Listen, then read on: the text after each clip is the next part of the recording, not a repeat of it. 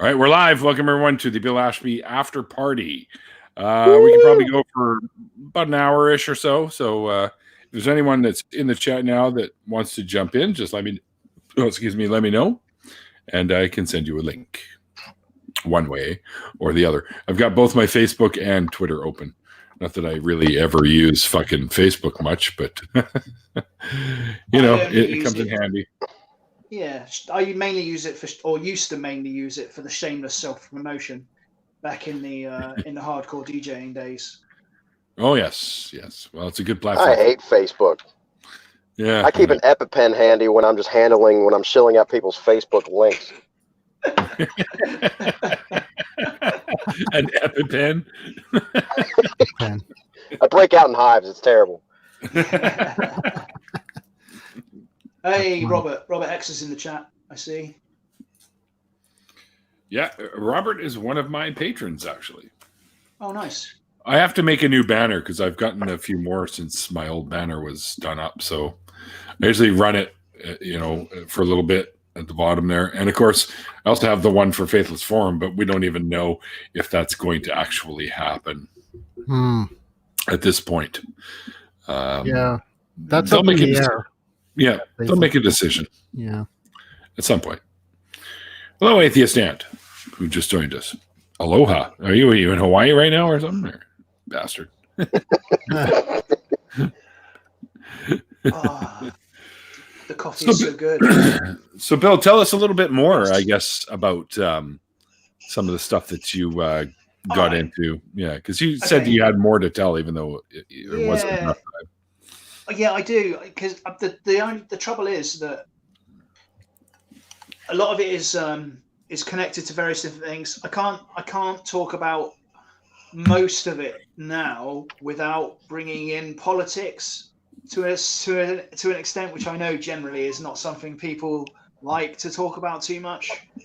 But for me, and sort of how I went in my life and things that I progressed through in my life, it is integrally connected. Mm-hmm.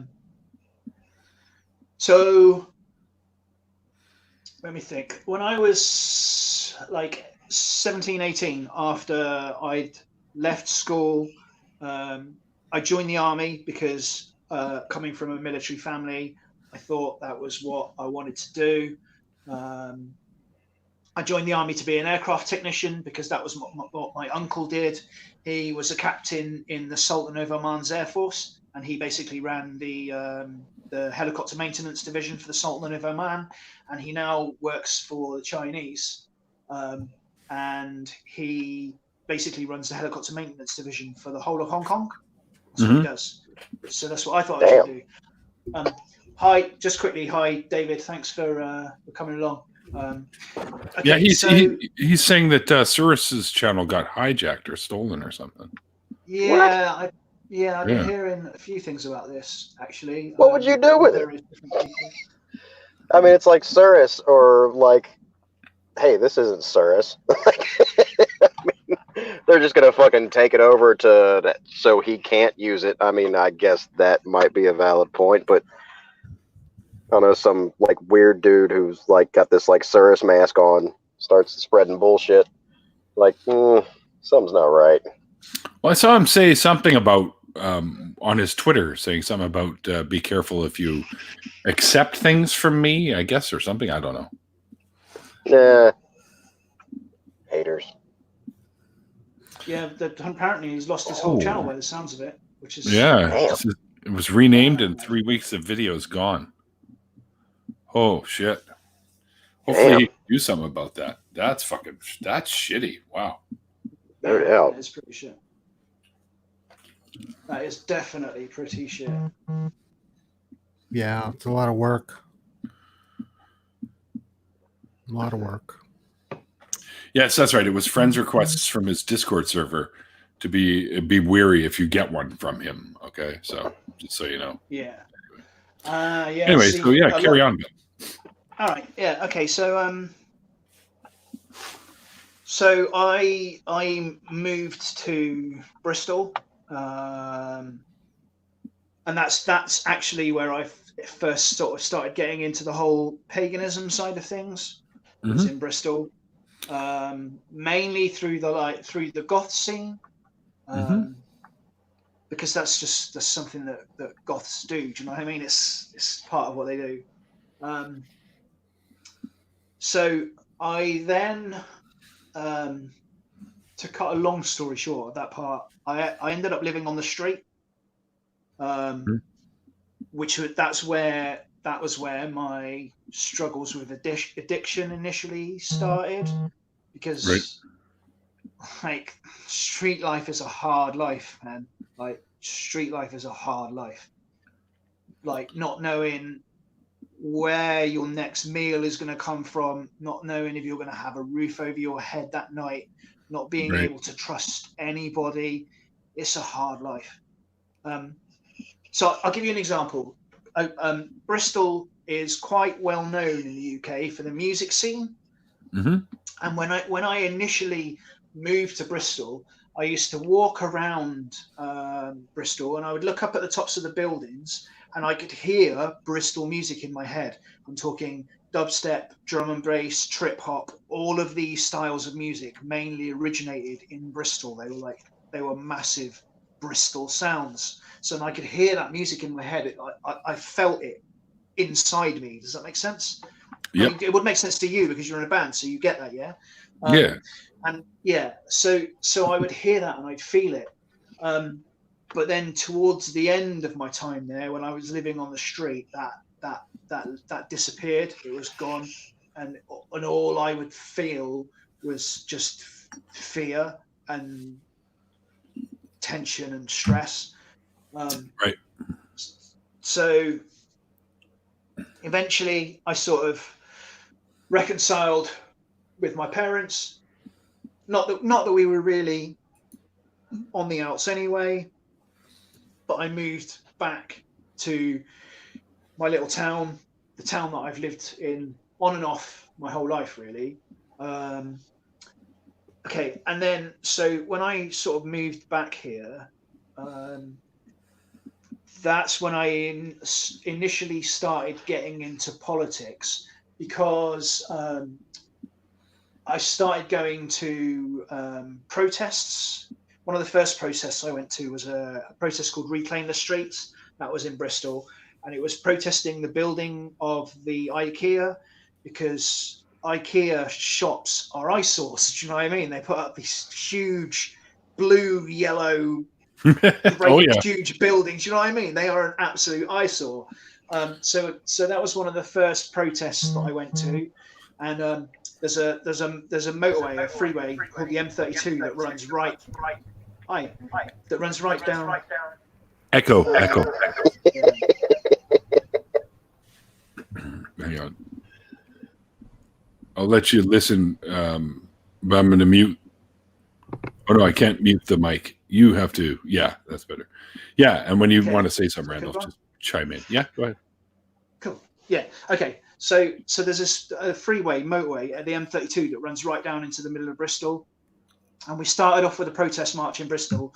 We marched up the M32, and then some people from the protest had organised for 2 dumper truck loads of sand to be brought down the motorway, and they basically dropped 2 dumper truck worths of sand in the middle of the freeway, just blocked the whole freeway, and then brought all the kids in and stuff, and all the kids were basically like building sandcastles in the sand, and like, you know, just sort of listening, like playing music and, you know, dancing around, all the sort of the things that you see at protests, you know. But also when I started going to that scene, I started to notice that there would be people that would turn up, often to counter protest, or in terms of places like the Pride marches and stuff, that would turn up to intimidate people. And I'm talking about like guys from like the British National Party and other groups, basically literal Nazi skinheads, skinheads that throw up Nazi salutes, that read Mein Kampf, you know, like literal Nazis. And I was like, were they not aware that those were the enemies at one time? see, this is the stupid thing, right? This is the really stupid thing. I mean, as an example, I saw on Facebook the other day a skinhead throwing up a Nazi salute, but also wearing a poppy. Like, what? Yeah, that doesn't make sense. Like, does not compute. Exactly. Do you know where a lot of those skinhead Nazi types stand on Brexit? They're all pro-Brexit. They're all totally pro-Brexit. All of them. They're pretty strong. But why? Do you know why they are?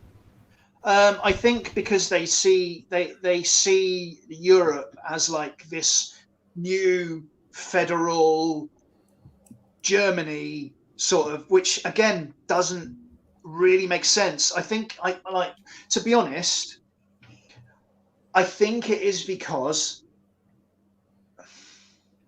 I don't want to put. How do I put this? If I may, they're not one for unity. Yeah, and they tend to be people of a certain. They're not for unity, but he wears a poppy. There's Yeah. There's a certain level of intelligence, right? I do not wish to say that everybody of a certain of lower intelligence is like that, because they are not.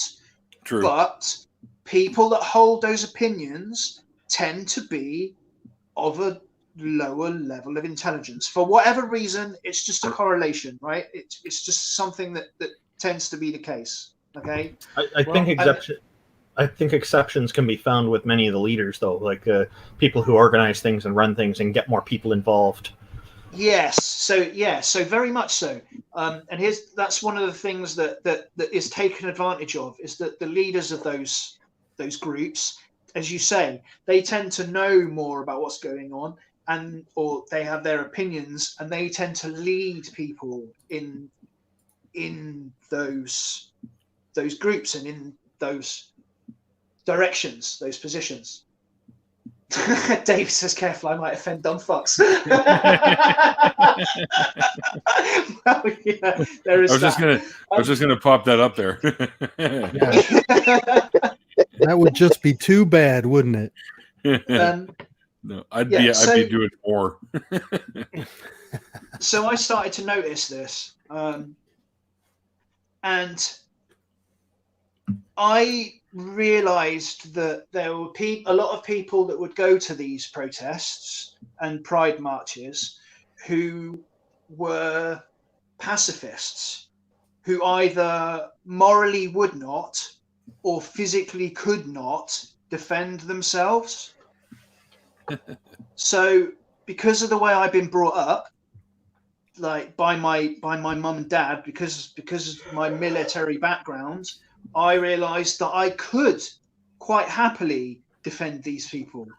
And that was when I started to realize that if I could, then really it was my duty to do so. Do you know what I mean? Like, to me, if I'm capable of doing that and I don't do that, then I'm doing a detriment to society. You know, like I have to do that, right? It's just, there is no other way.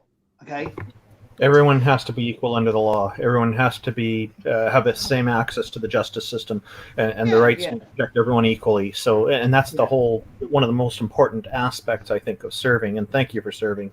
It's so important. That's what you're fighting for. To be fair, my military service was only brief. I'm not going to lie. My military service was only brief, but I did do it. I left because I couldn't handle it. I asked too many questions, and I couldn't handle being a number and not a man. But I still took that with me. Like, I still, not only the military part, but because of my upbringing around what are called patches in the UK, which is a slang word for an estate that the military live on. And patches are basically, if you can imagine some of the roughest inner city estates, and then the level of sort of violence and the level of tension in those places, it is exactly equal to a military estate. The only slight difference is that definitely more nowadays is that those estates are heavily patrolled by the military. So nowadays the levels of violence in them is a lot less than it was in my day. But in my day, like, fighting and violence was pretty much a way of life. Do you know what I mean? Like, it happened every day. Like, the first time I had a knife pulled on me, I was about 12 years old. That was a normal thing.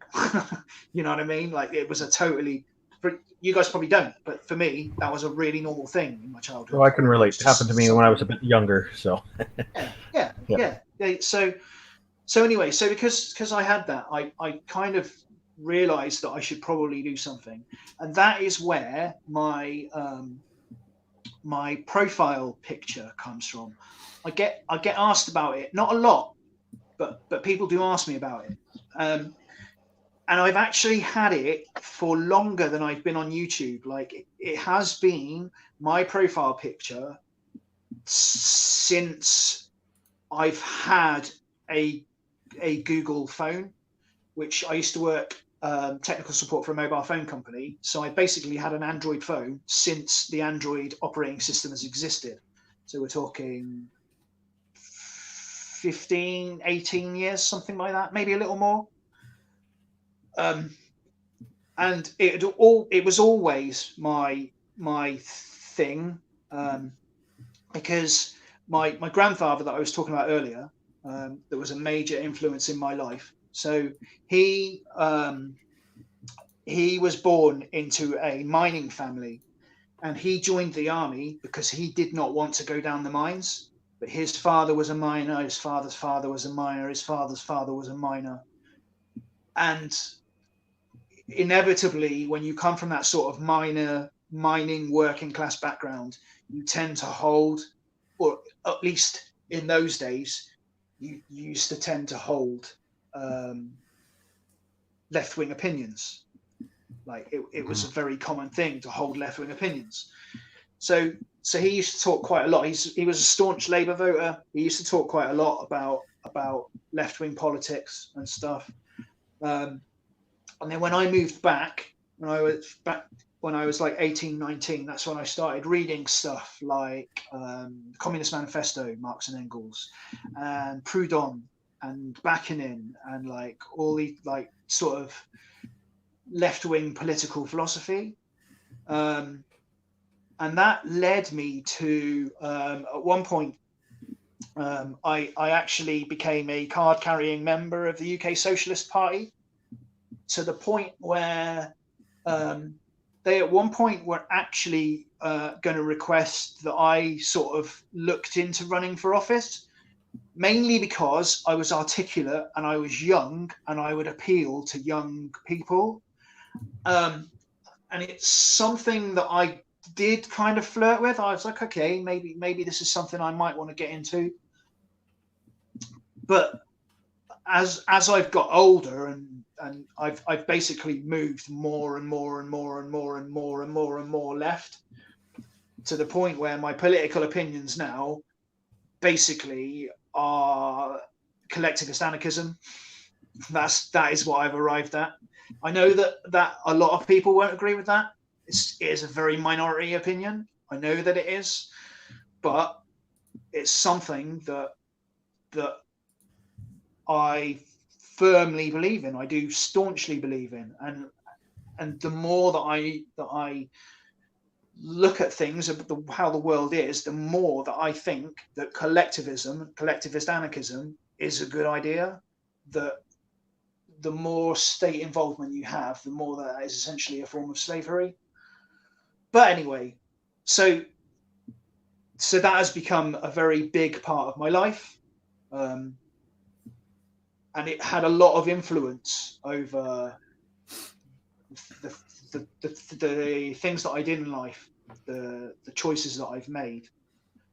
Yeah, and it's funny because now, like, mostly the people that speak to me now are people that literally don't have a clue like all they know about left-wing politics, or all they know about Antifa as such, is what they hear on Fox News and "Hood, you're a communist." Well, actually, no, I'm not a fucking communist. But even if I was, do you even know what the fuck that means? Probably no. Yeah, so that's Geosam. Libra power. yeah. Are you an October baby too? Yeah, I'm an October baby. All right. When in October? 7th. Oh, so you're just Yeah, I just made it. yeah, like the cusp with Scorpio or something like that. I think Exactly. Yeah, that's all bullshit to me anyway. But yeah, of course it is. it's fun. It's fun.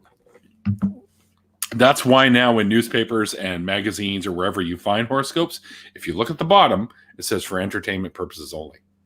Yeah, absolutely. They have to by law. More people should read that fine print.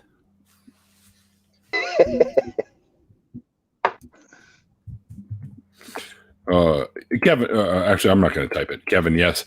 Yeah, but the first launch of an Android phone by HTC was on October 20th in 2008 by T-Mobile. There you go. Yeah, it was T-Mobile. Yeah. Okay, so 13. So what's that? 13 years ago. 12, 13 years ago. GeoSam loves bullshit. It goes good with peppermint schnapps. Yeah. Bill, I have to commend you on your reasons for becoming an activist / serviceman. A lot of people they will get into activism because there's some great nature to it, like somebody wants to serve their country, which almost seems tribalistic to me, or they just want to go out and kick some ass, which is obviously a bully mentality. But what you did, from what I'm hearing, you were giving pushback to not want to just sit on the sidelines. You saw you were able to do something. When someone resists indifference, that is, I feel, that deserves true recognition. You had an ability. You were able to help, so you decided, I should because I can. And I commend you for that, because that's one of the most noble reasons to get involved in something. I mean, so agreed. Like even if it's down to I'm going to get my ass kicked, right? Even if that is the case, which occasionally it happened, but I'd rather me get my ass kicked, who's had my ass kicked a fair few times and is used to taking a beating, than somebody who is just wanting to be out on a pride parade expressing themselves and has no desire or no method or means of defending themselves. You know what I mean? Like I just wasn't prepared to stand by and let them be intimidated and have their shit ruined just because of some fucking arsehole. I just wasn't prepared to let it happen. We need to be more people like you in the world, Bill. I'm trying. Yeah, your story is powerful. I mean, I know it may be anecdotal to some, but it's just a testament to what an individual can do for themselves. Yeah, for sure. And let's face facts. All stories are anecdotal by nature. Absolutely. But most of us, when we tell a story, we can't really back it up with anything substantial except for maybe other witnesses around, but then you're just getting another subjective opinion. So, or subjective experience, we'll say.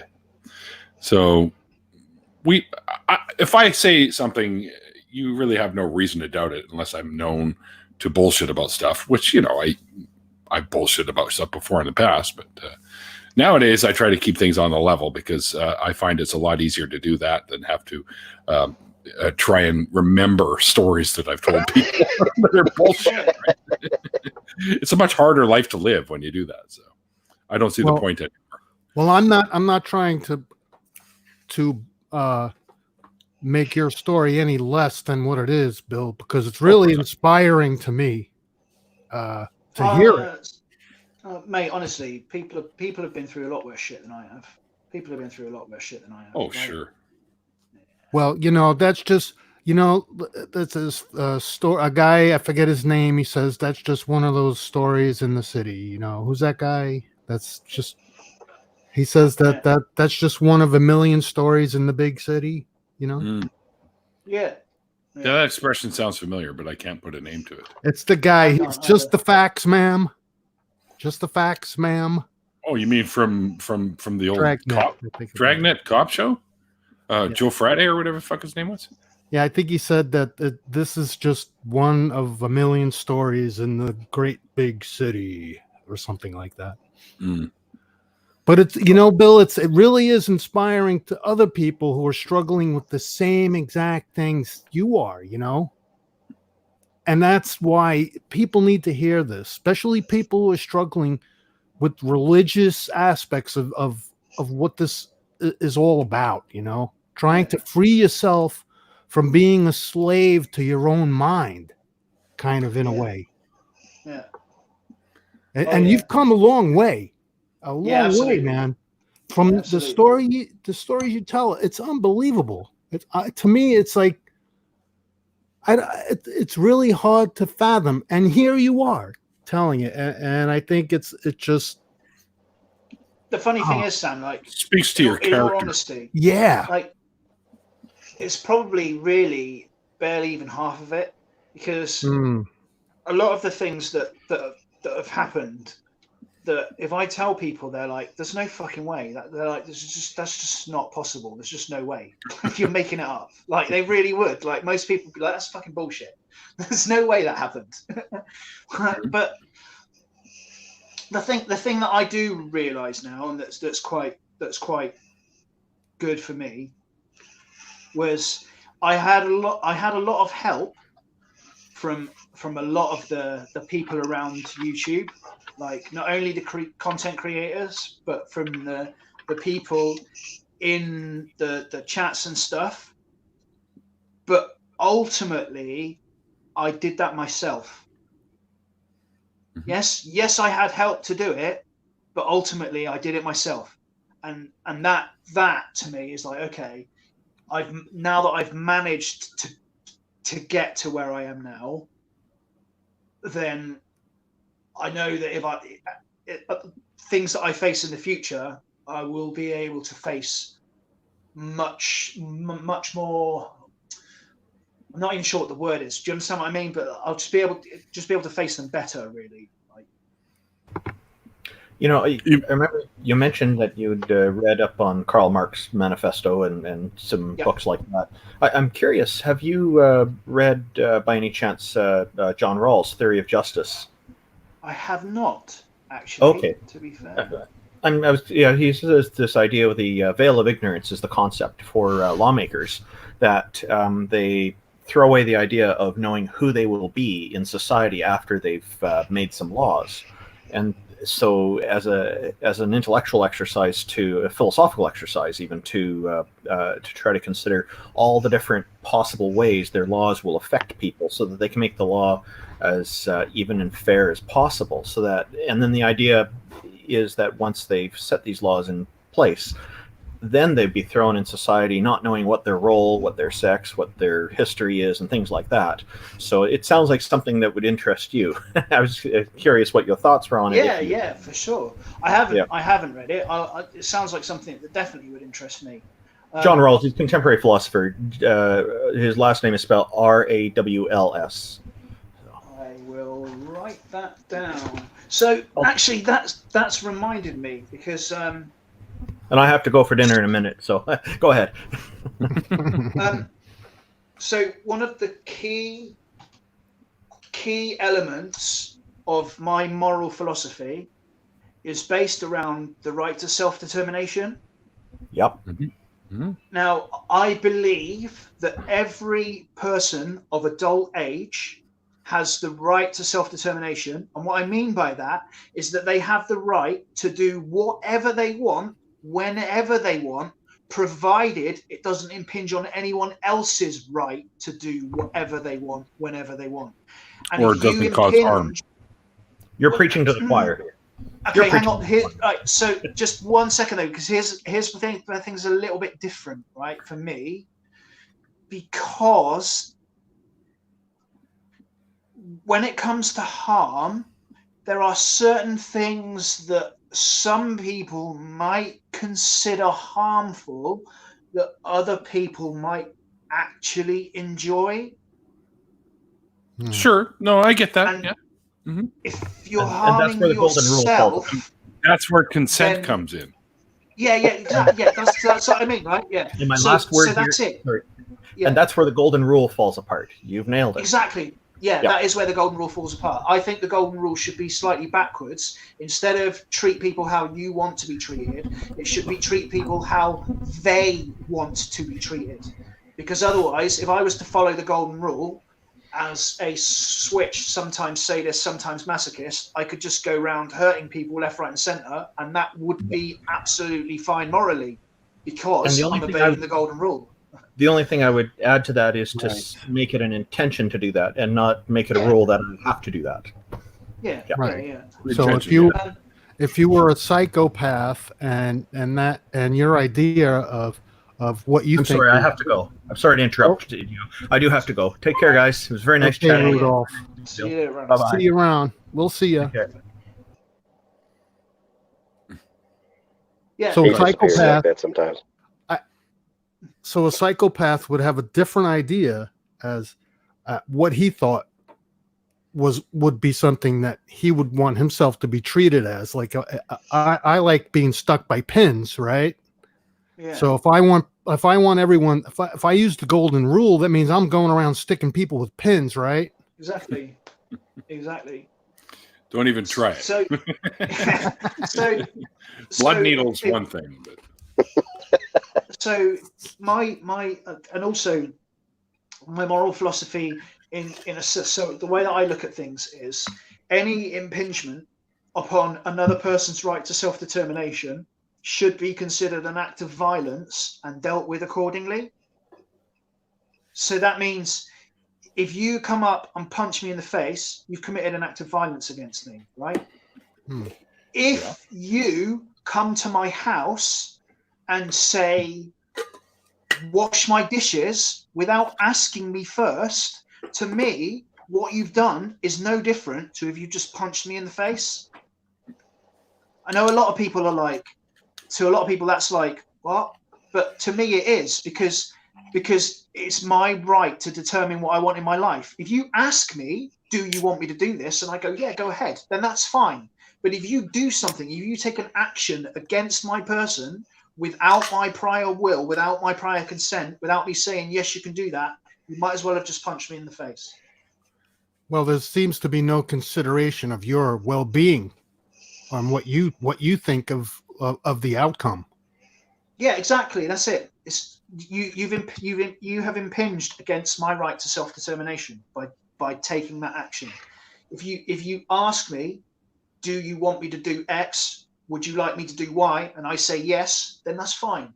If you do something without asking me, whether it's positive, negative, in your eyes, that is an impingement on my right to self-determination. And to me, that is an act of violence. Sure, that disturbs your well-being. What about the exceptions of like extreme hoarders? People who, their will to, self-determination is actually hurting them. Like somebody who has piles of papers and dishes all over their house and they really, really want this. And it's like part of them. It's everything's like linked to memories and nostalgia. And that's why they have all this filth built up in their house. And it's really a part of them. And that's what makes them happy, but it's actually hurting them. How does that fall into that one where you're going against their will by making them clean up their house, but you're actually helping them? I wouldn't. But not psychologically. Yeah, to me, that's their choice. Like, that is their choice, and if that is the choice they choose to make, then I have no right to tell them they shouldn't. So, I am pretty ultra liberal, even down to the point where I think suicide should be entirely legal. If you determine that you wish to end your life, and that's what the conclusion you've come to, no one has the right to tell you that you should have to continue your life if you do not choose to. Hold on a second. But it's certainly not punishable. Hold on. A person that's considering suicide may not be of the right mind at that time. That's true. So that's true. Even in this case where somebody wants, I'm all for, when people are on life support or something and they're going to be a vegetable when they come through, I say pull the plug, let them go, especially if they've got that in their will or something like that. But somebody that's still in the midst of life and they've been, we'll say, they're diagnosed like clinically depressed or whatever, and then they've had thoughts of suicide, I'm going to try and encourage that person to seek some help before I say, oh yeah, just go ahead and do that because it's your right. I mean, of course. Because I'm going to preserve life where I can rather than take it. Yeah. I get that. I do get that. Well, some people need like self-destructive behavior when it's out of control. There needs to be an intervention of some means. I'm not sure exactly what that might be or how to go about that in a real kind of like moral way. I'm not sure. So, or where exactly that line is. Right. Exactly.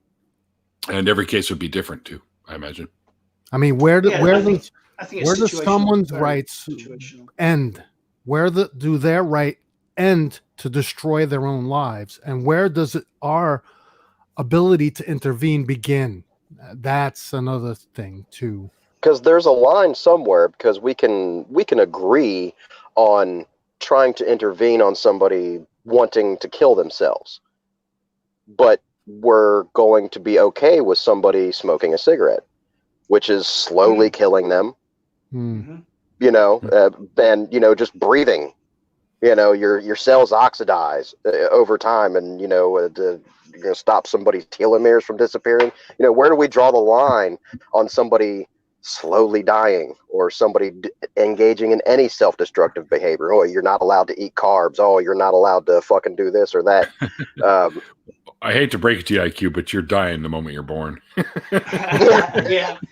Birth is the number one cause of death. Life, the number one cause, yeah. Yeah. So, but there is a line there somewhere, but it's different for everybody. I guess that's the one thing we can all agree on. Yeah, it moves. It moves according to the person who's thinking about it. Yep. Ethics in general are situational.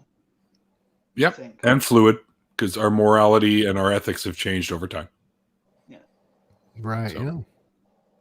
Yeah. Interestingly enough,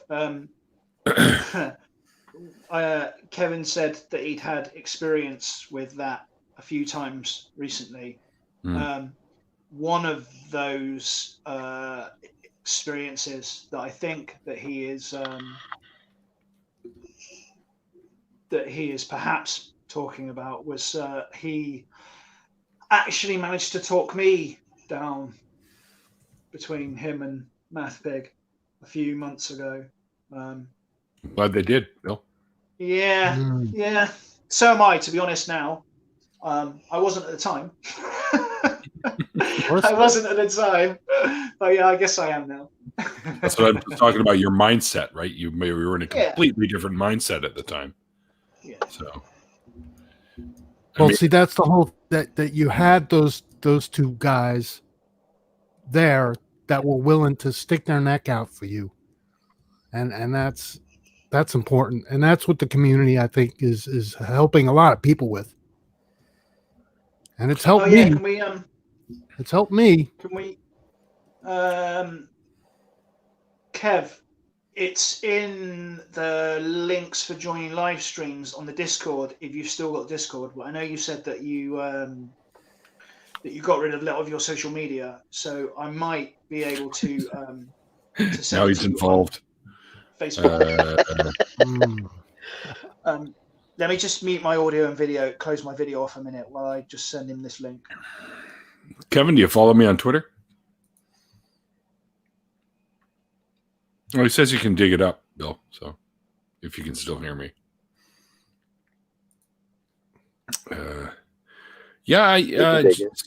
Sam, you're right. We've got a fairly decent community for the most part. I mean, there are the drama makers, but we kind of don't involve them a lot. So right. Well, that's what it's all about. You know, I feel anyway. I mean, if we can all help each other in even the smallest of ways, that alone is enough for me to stick around, you know? Mm-hmm. Sure. Yeah. Hey, Kevin. Hey, yo.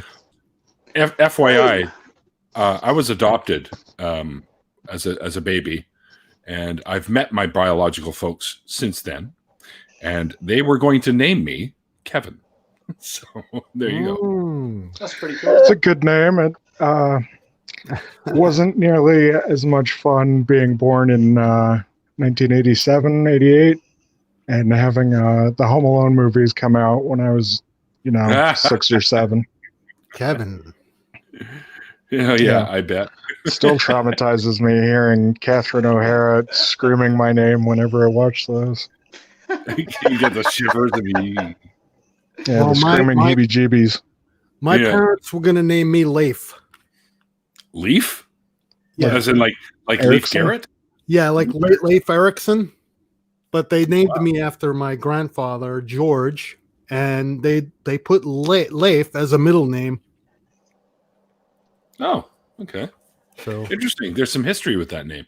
Oh, shit. Everyone, shh. It's Zach.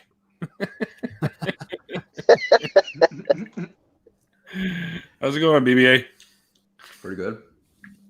All right.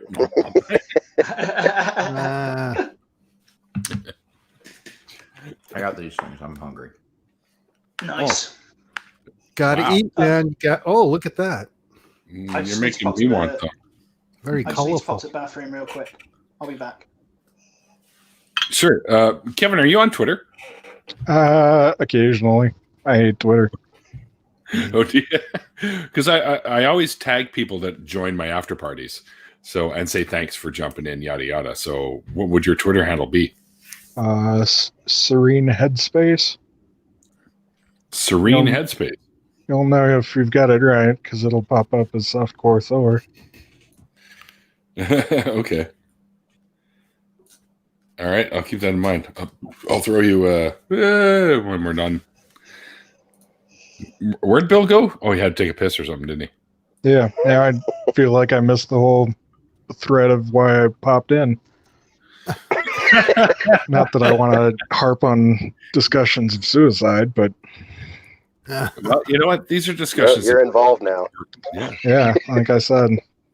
I send Bill fucking every stupid, obnoxious, disgusting, atheistic, anti-church, fuck the system meme that I find on the internet, because I know that he'll have a chuckle and at least send me like a crying, laughing face.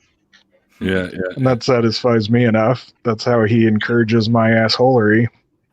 Yeah, that you were talking about earlier, right? But I need people like you.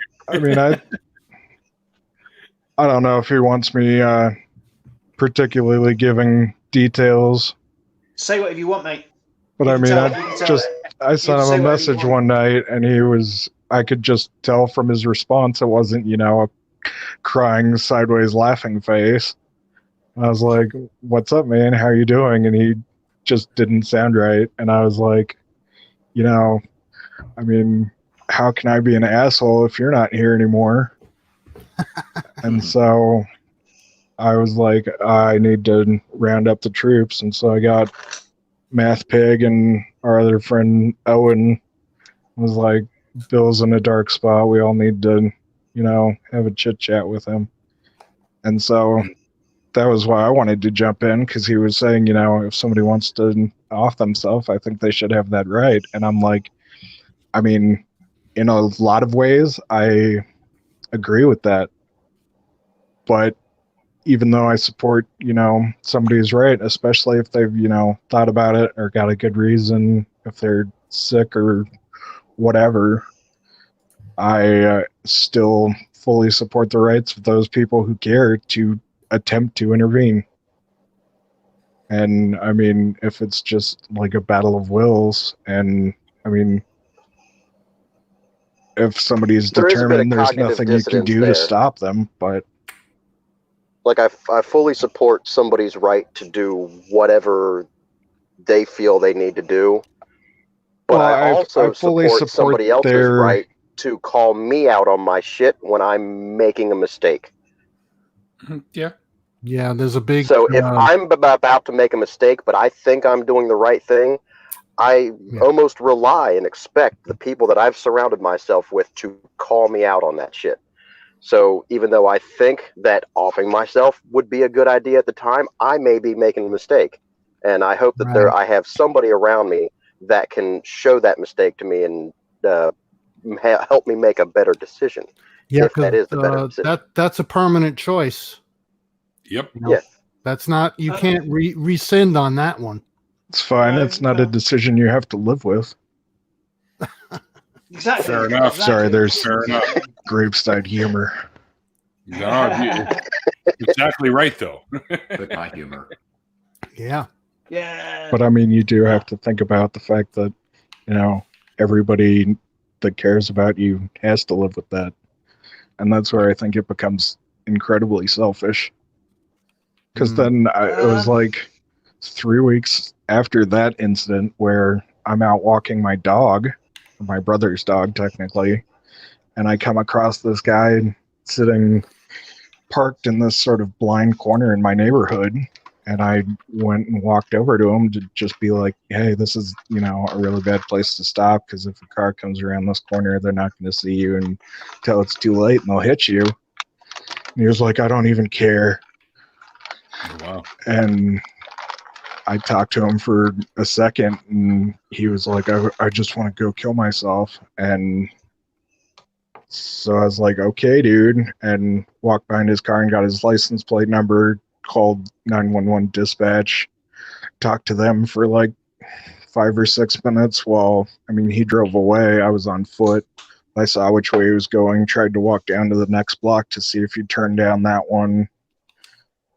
Within just a few minutes after that, my neighborhood was swarming with police trying to find this guy, because he was obviously in a bad place and willing to do harm to himself and possibly others. Causing a car accident there. So Yeah. And it affects other people. It affected me. I was, even talking about it now, I can feel my hands shaking. But then one of the things about that incident was that I had to wait, 3 days until it was published in the newspaper that they ended up finding him and took him in for a mental health check. But he wasn't cooperative with the police. I didn't, it was about an hour later when I was like, he could have had a gun in that car. He could have. I was gonna say, like, been just pissed off enough to like shoot me or himself or whatever. Yeah, he got the help that he needed, whether or not he wanted it. But I think they, underneath it all, they do want it, which is why they cry out sometimes. Yeah, yeah, it doesn't make any sense for someone to tell you that they're going to kill themselves and you just stand around and go, oh, well, okay. That just doesn't make sense, right? Well, that's the indifference I was talking about that should be avoided at all cost. Right, exactly, yes. Somebody, or they're just like, oh, nonchalantly like, oh, you know what, go ahead, man, I can't stop you. But where somebody, they're just like, oh, is there anything I can do? Hoping that they say no and just not wanting to get involved, just because they want their cozy little life where there's no drama or any hardships or anything at all awkward that they ever have to deal with. You know, like sometimes you got to step out of the box. Sometimes you got to call somebody and say, hey, man, I'm not going to be able to make it. I got to deal with something real quick. You know, you see somebody crying beside the side of the road and, you know, they have a flat fucking tire or fucking whatever. Like, have you ever stopped and pulled over and asked somebody if they need some help real quick? I mean, it's not as common anymore because, you know, most people have a cell phone. They more than likely have called somebody and they're just having a bad day. But just getting that second where you see somebody, you have no idea who this person is, but they're in a bad fucking spot. Just stop and show them some fucking compassion real quick. It goes a long way. Right. Yeah, Well, and for me, I mean, so that was what I did with, I mean, some random stranger in my neighborhood. I was just like, hey, I'm just trying to help you out. But, I mean, the thing with Bill was the fact that, I mean, I can probably, from his Facebook, figure out what town he's in, but, like, fuck if I know, you know, where he is, how to even get in touch with the proper authorities there if I was trying. So what could I do? I could get 3 of our mutual friends together and hop on a StreamYards chat with him and talk to him for 40 minutes until he was too tired to do anything and went to bed. There you Yeah. go. That Just wear him out. That was one That's of how my it very works, bad man. days as well, to be fair. That was one of my very, very, very bad days. But you know that that's available now, and it's something that you can use as a tool for yourself. You know, Yeah, for sure. it's not Yeah, a either that or crutch. you can scroll back through all the fucking memes I've sent you and have a chuckle. It's all about the memes. Meme It's a Lord. Yeah, it's a means of education. It's a way of seeing things in a different way than you did before. You know, you need that. And IQ said it before. You need the we can't just sit around and let people do things, and there has to be an intervention, right? You can't be there for everybody, but for the people that you can be there, you should. Right. Yeah, of course. Exactly. Bill, I hope when you hopped over to Facebook for a moment that you didn't have enough time to see the little video I sent you. No, I haven't yet. I only access Messenger just quick enough to Good, send because you I the don't link, I don't and think that's it. you saw it in the chat earlier, but I apologize in advance. I did see it. I did see Oh, it. it's one of those. One of those. It was one of those things where I saw it and I was like, I have to share this with somebody, but I can't share this with any of my friends. So I'll share it with Bill because he won't judge me. Yeah, totally. Like the picture I non-judgmental. sent earlier about, you know me too well, so we better stay friends because otherwise I'll have to kill you. Yeah, So that's Bill, right. I have a question for Okay, you, yeah. Bill. Yeah. I want to know what actual contraption did you set up to get your phone in the position it's in? It's probably sitting in like an empty shoe. No. To be fair, it was gonna be something like that. Now I've got I have like a circular rubber mat that I use for opening really particularly tough jars of pickled eggs and pickled onions and stuff. Ooh. So I have that sat on my glass table. Yeah, my dad is a pickler, makes his own pickles. They're amazing. But anyway, I've got it sat on top of that mat, and then I've got the mobile phone box behind it, and then a set of table mats sat on top. There's enough weight to hold the whole thing in place. It's Very cool. quite an interesting Very cool. contraption. Nice. You had me at pickled stuff. I'm gonna have to jump on a fucking plane and come over there, especially homemade pickled stuff, man. Yeah, my dad is an Yeah, amazing pickler. My dad is an amazing pickler as well. I've got a friend of mine that lives in in our building who's a chef, and he's like, dude, he's like, you have to get your dad's recipe for onions before he dies. Like, I've never ever tasted pickled onions like it. He's like, they're absolutely amazing. I know, right? It's like you could make a business out of this. Like, they are unbelievable. Yeah, he The put pickler. like so. Yeah, so obviously it's standard vinegar, but then he adds like mustard seeds and chilies and all sorts of all sorts. Oh, amazing! Absolutely. I'm a big pickled herring fan, and that's acquired taste.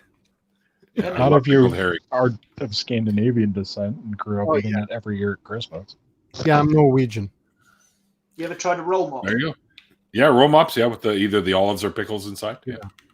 With onions is my favorite roll mops. I love it with onions. Oh, beautiful. Yeah. Yeah, pickled pig's feet. Excellent. I've never tried pickled pig feet, to be fair. Good stuff, man. Something I've never tried. Pig's feet I will be feeding to my dog when I eventually get my dog. She is going to be the star of my YouTube channel. That is for sure. No matter what I do on my YouTube channel, my dog is going to be the star. Even if she's not actually the star, she will no doubt be constantly involved. That's like Kyra on Rachel Oates' channel. Yeah, her dog very Kyra. similar to that. Very similar to that situation. Right. So, I've lived in my current flat for nearly 10 years, and I've never had permission. I asked if I could get pets when I first moved in. They were like, "No, pets are just not an option. It isn't happening." And then I've wanted. I mean, yeah, but like I've wanted an emotional support animal for ages, and my psychiatrist is like, "You need to get an emotional support animal, like a dog or a cat or something." They're amazing for that, dude. Amazing. So then I went into my landlord's office to pay my rent one day, and I was talking to one of the women that works in the office, and I was like, "Oh, my psychiatrist recommended I got an emotional support animal, but it isn't really an option." She's like, "Why isn't it an option?" It's like, "Well, because the rules are that I'm not allowed pets." She was like, "Well, I know that is the rules, but I'm sure we might be able to make an exception in this case." She said, "We're having an annual general meeting, which happened in the middle of February." She said, "I'll raise it at the AGM, and we'll see what happens." So, hang on, Matt. So one of the guys who also works in the office has a dog that is in the office all the time, and he constantly sees me interacting with the dog, and he obviously, between the two of them, they went to the annual general meeting, and then I went round to the office the day after, and they were like, "Yeah, they've agreed, you can get a dog." So, yay! It's taken me 10 years, and they have finally agreed I can get myself a dog. That's awesome. And so now the first thing you do, you put the dog poop in the paper bag and leave it on their porch and light it on fire when you get it. Now who's the asshole enabler? Ring and run, right? Yeah. I'm kidding. Don't do that. I'm just joking. It's an old trick, and they probably would be wise to it anyways. Go, I know that trick. And since there's a no pet policy, they'd know who it was. Exactly. Very good. All right, so I've got Math Pig waiting in the wings here to come in and help. I'll gladly bow out. I just wanted to chat with Bill for a minute. You was that? Say that again, Kim? The hog father himself. I said I'll bow out. I just wanted to jump in while the topic was relevant and say hey to Bill, let him know I'm here and supporting him. Cheers, Kev. Oh, that's cool, man. Thank you. Good to see you, Kev. Nice meeting you, man. Yep, I'll catch you guys around. In a bit.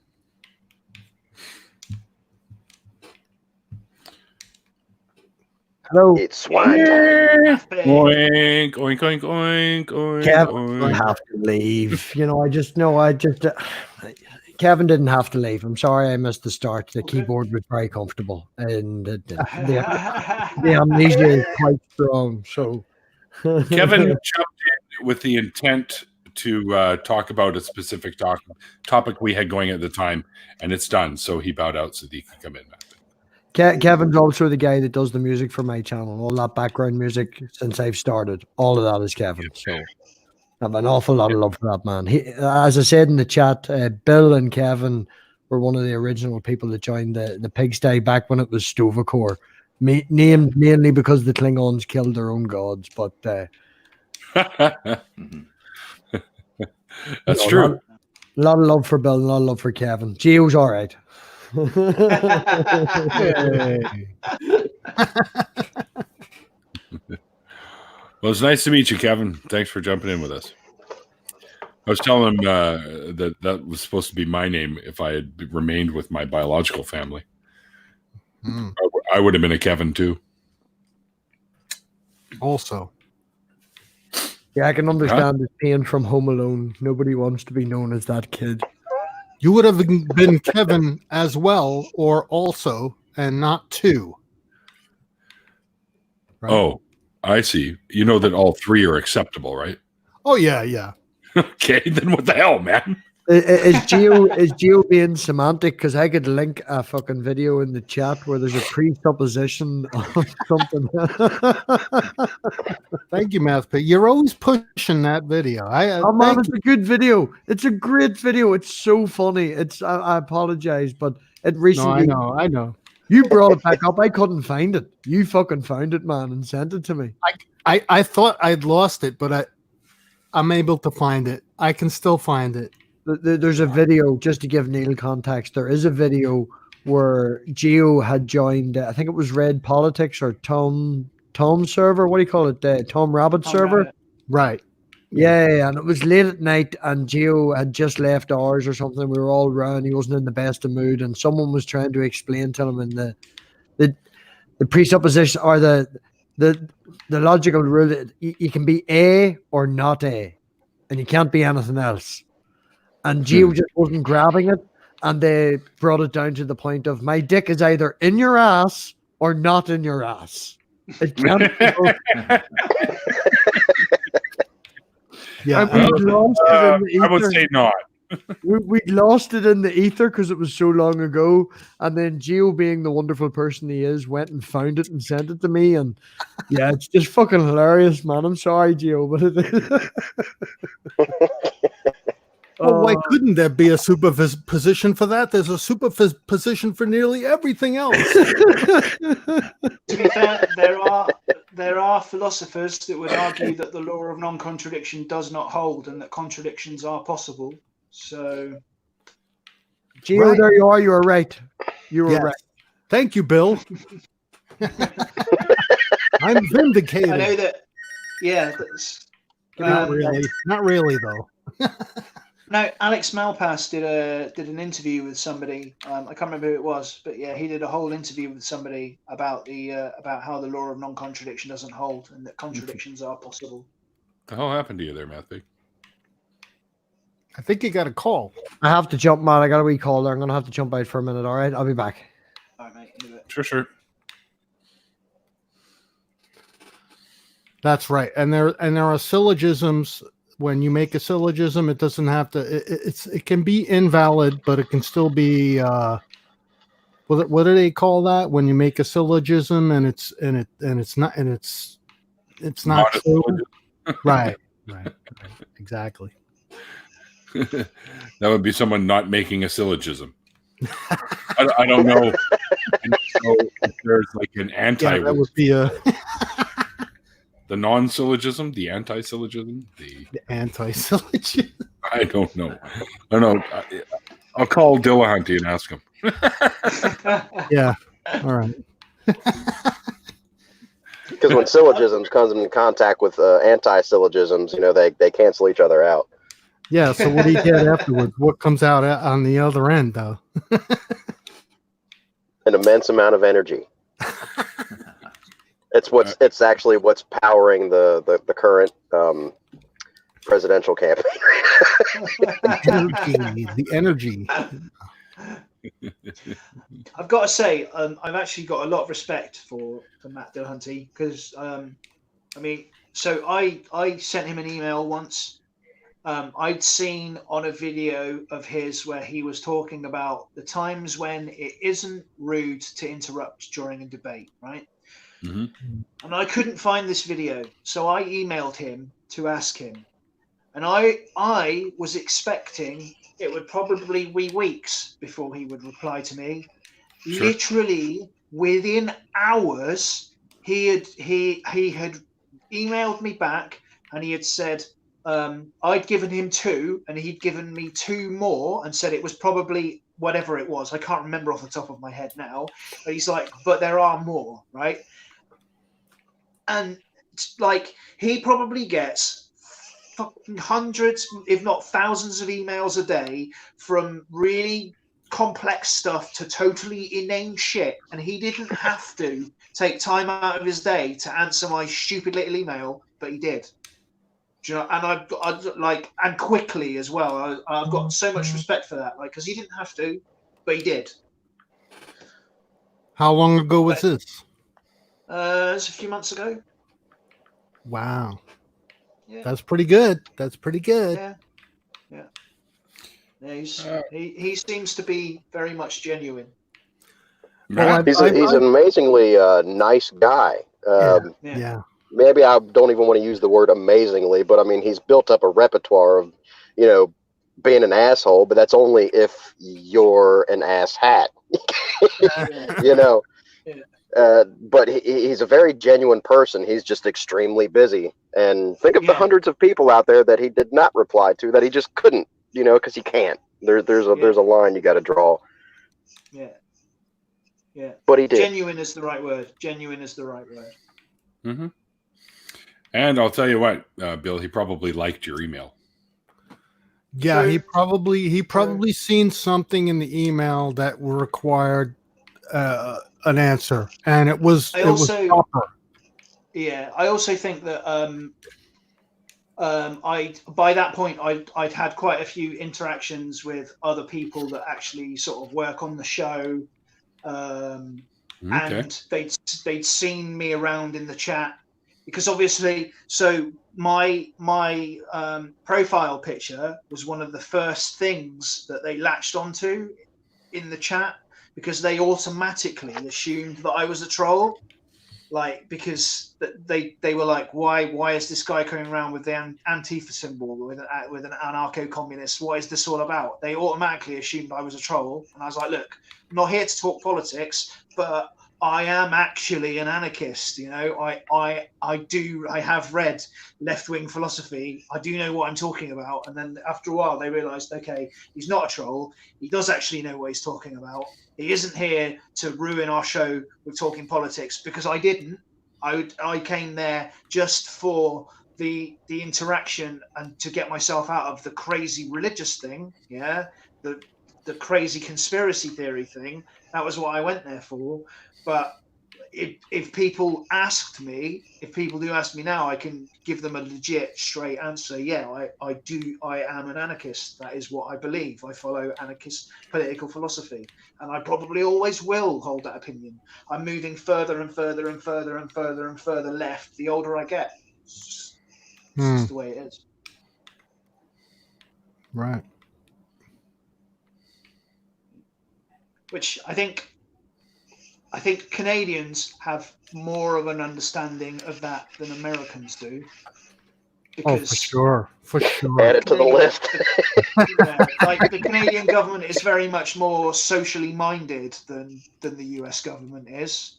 I think that's reflected in your gun crime statistics, to be honest. Like, there are almost as many guns per capita in Canada as there are in America, but there is a lot less gun crime. Gun crime is still a problem, but it's a lot fucking less, because the government actually gives a flying fuck about its citizens.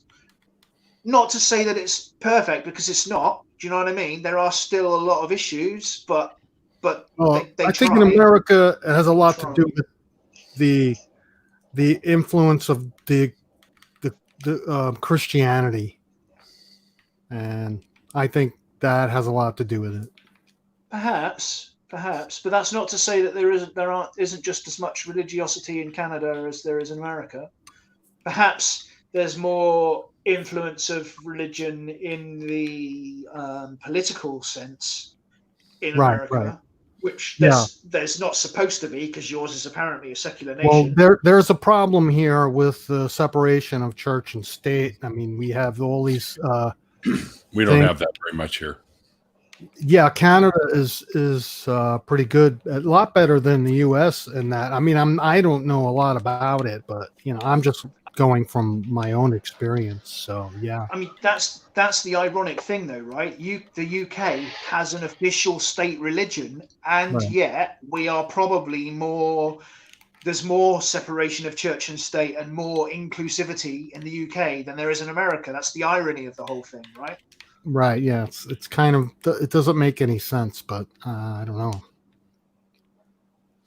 How do we make sense of that? Can Well, you? with an official state religion, you don't have anybody fighting, clamoring for the top of the hill. There's already one up there, and nobody's replacing that. You know, in America, there's this. It's just like all the religions are floating in limbo, and the top of the hill is still empty, and one of them's got to be up there, and they're all going to clamor to try to get up there some way, somehow. So there's like Yeah. It's a clusterfuck. It's a That's very true. clusterfuck. Power abhors a vacuum. Power abhors It's a a major vacuum. clusterfuck. Yes, power does abhor a vacuum.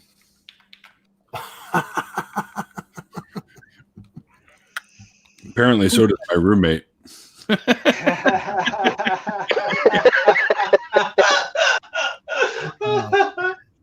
Sorry. Sorry. She's not home yet. Yeah, very Canadian of me.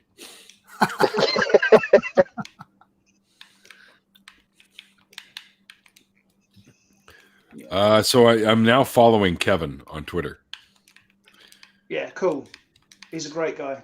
He's a great guy. Very, very talented Bill, music. I have another question. Yeah. How much? I'd like to know how much time do you actually spend with your nanny? Because Bill takes care of his nanny, and I think you should. You didn't really touch on this too much, and I think you should. No. Well, okay. So I usually get there around between 10:30 and 11:30 in the morning. Sometimes she's already got up and dressed. Sometimes I have to not help her get dressed, but I have to set her clothes out for her and sort of encourage her to get dressed. Right. Sometimes she's been wearing, like on Wednesdays, she'll have been wearing the same clothes, sometimes for a whole week. So I have to encourage her to change out of those clothes so that I can wash the clothes. I then have to do her shopping, which I do on like a daily basis because she's very selective about what she eats. She basically eats ready-made cheese and onion sandwiches, which I buy in packs. She eats frangipans that are like little Belgian like sort of cakes that are like pastry with a waffle, like sponge. No, it's like a little pastry cup with sponge and then a bit of icing sugar on top, and it's kind of orange, sort of marmalade flavored. They're really nice, actually. Then she eats plaice and chips. She eats a fried breakfast, and she will. Yesterday, I managed to get her to eat lamb chops with sweet potato champ. But this is a daily occurrence, right? Yeah. So I go out there, I go and do her shopping, I cook her lunch, we eat lunch. That's the scope of it. It's every day, right? Yeah, every single day. Yeah, every single day. Right. And then on Wednesdays, she normally would go and have her hair done at the hairdressers, but at the moment she can't. So yesterday I had to get my mum's travel hairdryer. I had to get her to get into the shower. She's got like a seat, the shower, and she's quite worried about getting in the shower because she's worried she's going to slip and fall. So it took about an hour and a half to 2 hours, like a solid battle of wills of me gently trying to persuade her to get in the shower and wash her hair.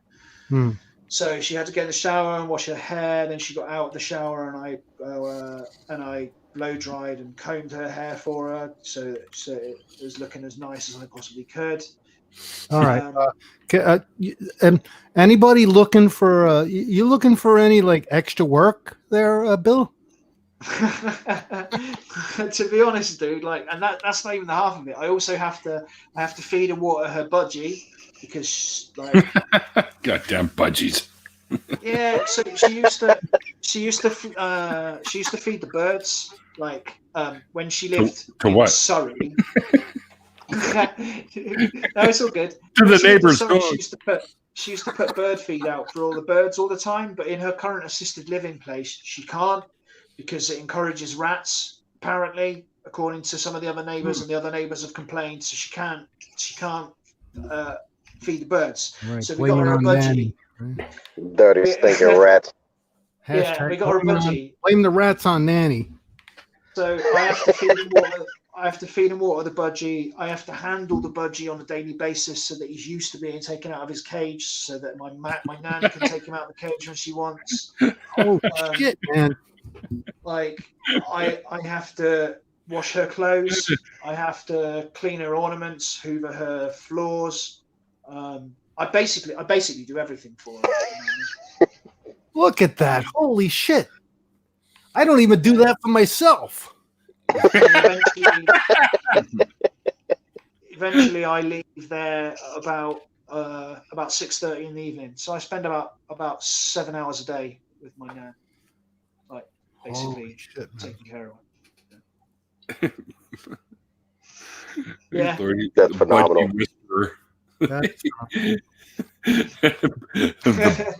The budgie.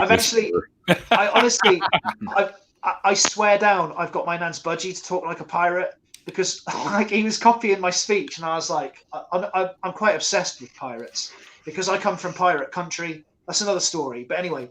So every day I take the budgie out and I talk like a pirate. Walk the plank, shiver me timbers, avast ye. That's Sail not how the we seven talk. seas. What's the matter with you? That's not how we talk. Damn it. Keel-hauling people. Yar, I ought to know. I'm a pirate myself. It's And not he's how we talk. blatantly. Nobody he's blatantly says shiver me started going timbers. It's like totally 1764. Yeah, he's totally started talking like a pirate. It's great. The budgie has? Yeah, the budgie has started copying my pirate talk. He says walk the plank. He says sail the seven seas. He says pieces of eight. He says shiver me timbers. Pieces of eight. Yeah. You got to get the old keel haul in there. Yeah. Oh, that's a good one, actually. I haven't done that one. I will have to get that one in there. Yeah. But And if you could just slip in a hello puppet. That's always a good one. Yeah. But so have you heard the phrase shipshape and Bristol fashion? You ever heard that phrase? Mm-hmm. Yeah. Okay. Yeah. So, but I'm Canadian. We're a lot closely related to you guys than the Americans. Yeah, are. of course. Yeah. Of course. so that comes from, I don't even know what the fuck a budgie is. You call them a budgery. The little green and yellow guys, the little tiny parakeets. Okay, I understand the word parakeet. Yeah, budgery gar. That's what. They're from Australia. Yeah. Okay, that's what did it. Yep. Yeah. Carry on. Anyway, yeah. So Bristol, the city that I lived in, is a very famous city. It was part of the slave trade and also piracy. Yeah. And the reason that pirates talk the way they do with that particular accent on movies is because some of the most famous ones, like Blackbeard, for example, actually came from the West Country, from the particular part of the UK that I come from. So it's not that we sound like pirates, it's that pirates sound like us. What? It's the flip side. Yeah, it's because that is the accent, because it came from this particular part of the country. Terry's in the chat. Terry Davies. Terry Davies, Budgie smugglers. Terry Davies, and Master Zenith are both from Australia, so they know all about budgies. They do know all about budgies. Budgies and budgie smugglers. Oh, dear, oh dear. Only in Australia can you get away with budgie smugglers. When I was younger, I had a huge cage, and I had six budgies in there. And of course, I named them all after the flying in Decepticons from Transformers. I had Blitzwing and Starscream, so, like that. And I can't even remember what the other ones are called. And some drunk asshole at one of the parties knocked the fucking cage off because I had it hanging outside because it's nice in summertime. Yeah. And and their wings are clipped or were clipped until that point. They had grown back enough where these things could fly away, and that's what happened. He knocked the cage over, and they all fucking took off. And I'm pretty sure they didn't last very long. Not in our climate, anyways. No, quite possibly. Hey, Bill, I know yes. you said that you are into like DJing, right? Yeah, I was really good as well. I was really, really, really good. If I wasn't such a fucking bipolar fucktard, I would be an internationally famous DJ. But you have a record collection as well, right? I do indeed have a record collection, yes.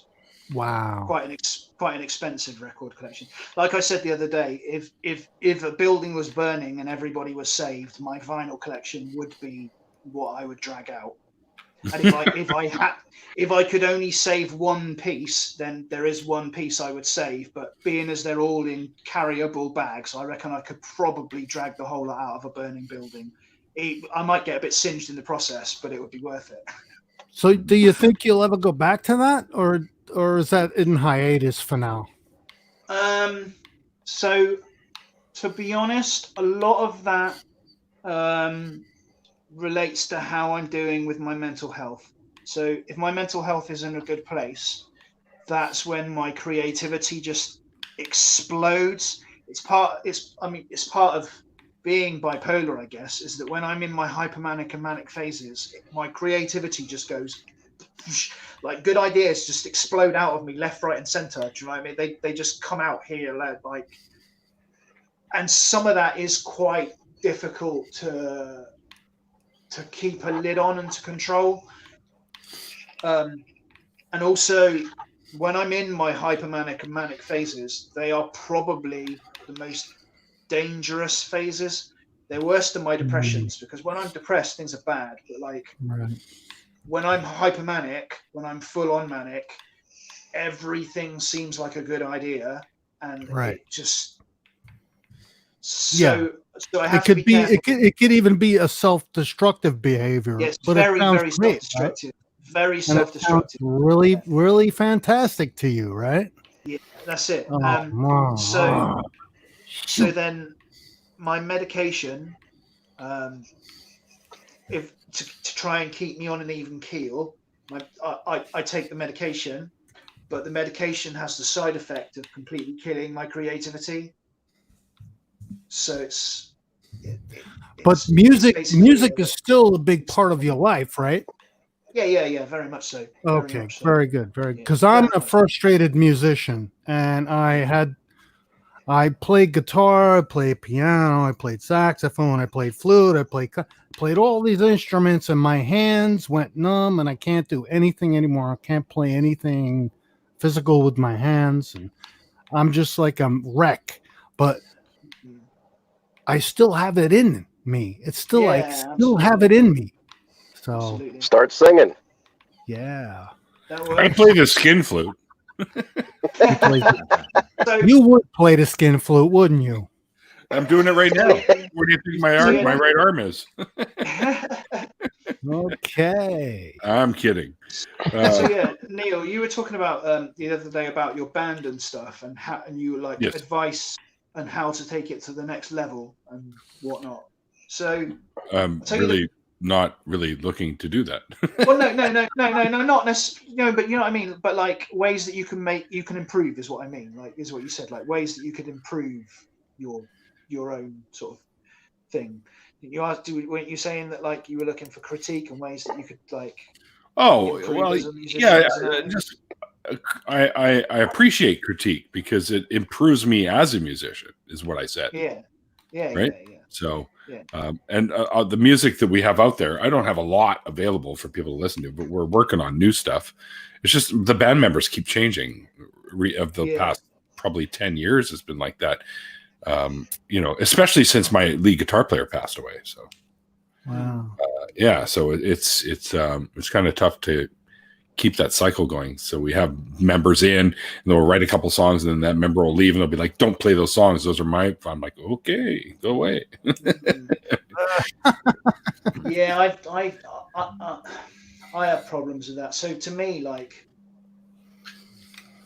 I have problems saying that my creative outlets even belong to me. Really, like, I look at it as not that it's a gift. That's a really stupid like word, as if there's some fucking creator that's given. But something. It's a talent that I have, right? But it's not something that I really have a right to sort of call my own and say this is mine. I see it as like something that I can give to other people. Your talents are yours. You're born with them, and then you own them. Yeah, but also The it's product. like The product of your talent is what you share with others. Yeah, very much so. Very much so. That makes sense. That's very much so. So I thought about it intricately. So my DJ name was Seraphim, and so the story behind that, I was talking earlier about a lot of my friends are hippy dippy, God is the universe type people. So Sure. one of the main styles of music I play is psychedelic trance, which is very much like a hippie dippy type music. I mean, one of the places it was born was Goa, in India. I think of hippies and I think of like the Grateful Dead, not trance or dubstep. Yeah. So okay. So here's right. So that's the thing. Yeah. So originally, that was the hippie thing, right? Back in the 60s. Yeah. Yeah. But then as hippies started to move around the world and started to come into contact with other forms of music, like the hippie thing in a lot of places in the world is very much psychedelic trance, Goa, electronic music styles, which I don't think you really have the equivalent of the sort of free parties that we have in the UK, or the sort of the moon parties they have in places like Thailand. I'm not even sure it's really a thing in the North American continent, but I don't know. It's a very interesting experience, because you'll get all kinds of different people from different ages and different backgrounds, but everyone is there to have a good time, to have fun, and just it's very an interesting environment. So I was like, okay, what am I going to call myself? What is my DJ name going to be? And I was like, so when I'm on stage, what am I doing? And I was like, it's kind of like a preacher preaching to their flock. It's kind of like that is the sort of thing. Like, so, and also one of the clubs that I used to play in was an old abandoned church, literally with still with the stained glass windows in it and stuff. It was converted from a church to a nightclub. And I was like, okay. So then I started obviously I'd read previously the religious stuff in the Bible, and the Metatron, the alleged voice of God, is a seraphim. And if you talk to God, you talk to the seraphim. And I was like, it's probably, to be honest, it's pretty goddamn pretentious. But I was like, okay, I'm bringing my message to the people, like, and that was why I chose the name Seraphim as my DJ name. And as many people online and in real life know me as Seraphim as know me as Bill, which is one of the funny things, because I have multiple personas. I have Seraphim that I use on Discord. I have Bill Ashby, which is my real first name and last name that I use on YouTube.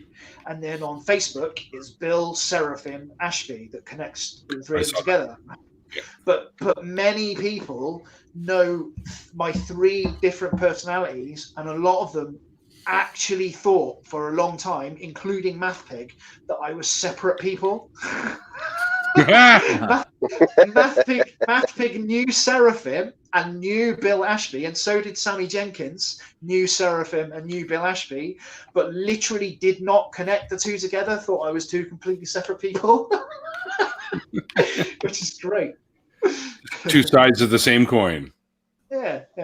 And then the funny thing is, when they realise, they're like, "Oh my god, it's so obvious! I don't understand how I didn't connect that together." Well, yeah, it's kind of funny. Well, sure. I mean, they probably just didn't see the necessity to do so. So. Yeah, for sure. Well, fellas, I gotta say we're gonna bring this to a halt.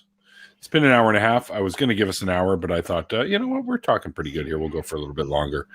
But I do have some chores and shit that I have to take care of here before the roommate gets home, or she'll punch me in the face, and I really don't like it when she punches me in the face. So, yeah, there's a crap ton of garbage that's got to go downstairs, and I got to get that down there before she gets home. So, anywho, Bill, thanks very much for joining me today, man, and sharing your stories with us. That was pretty cool. And by the way, guys, Bill at the very last moment said, "Oh, you had someone bail out on you on Monday? I can fill that spot." And that's what he did. He jumped in, no questions asked. He said, "I don't even know what I'm getting into, but I can jump in there and help out if you like." So I appreciate that very much, Bill. That was awesome. Way to go, Bill. Yeah, you bailed me out for today. Show. Yeah, exactly. So that was big of you, and I appreciate it very much. And next time I'm over in jolly old England, we'll have to get together at a pub and go for absolutely. Get our fucking drink on. All right. Yeah, I'll take you to a free party. Oh, sweet. I'm down. Oh yeah. I'm down. Drag MathPig out and drag Whirly out. Yeah, for sure. I'll see if I can't get Steve and Alex to come too, like Rationality Rules and Cosmic Skeptic. I'll drag those fuckers out with us too. Yeah. And of course, Rachel will have to. What the hell of a party. And Zara K and Faye the Gracious and all the other. Get them all in. Yeah, that's right. Exactly. Jeff Breeze. I mean, there's tons of them. Creaky. We'll get Creaky out too. Well, he's in Wales though. I'm part Pine Creek. Get Pine To be Creek. fair, some of the best free parties are in Wales, in the Welsh Mountains. But anyway, we're getting sidetracked again. Yeah. And I'm just doing my usual name dropping. Anyway.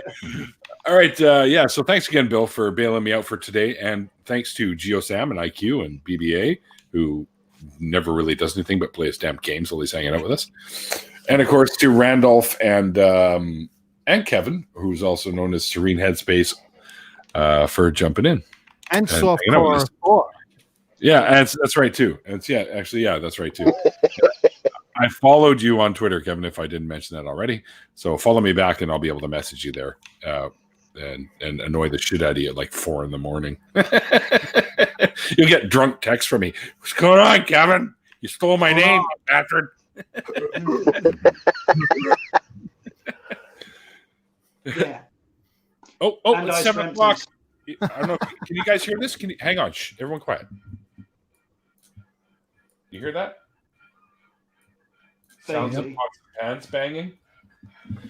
I hear that. That's what they do here to thank the nurses and ambulance drivers and all the people that are the essential services that are dealing with the COVID-19 issue. Yeah. They do that every night at 7 o'clock. The scraping, it's like a scraping of a pan, right? No, well, they're banging pots and pans. Oh, it's banging. Oh. And cheering and stuff like that. It's all for the nurses and all the clinics and all the people that are doing this stuff, which I think is pretty cool. That's awesome. I just want to say, Bill, you're a great dude, Bill, man. Don't stop talking. That's all. Keep your mouth open. Yeah, it's best when you do that because you can breathe too. But anyway. Yes. All right.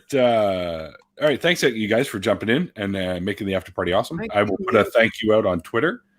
And thanks to everyone in the chat for hanging out with us. I hope we didn't bore you too much.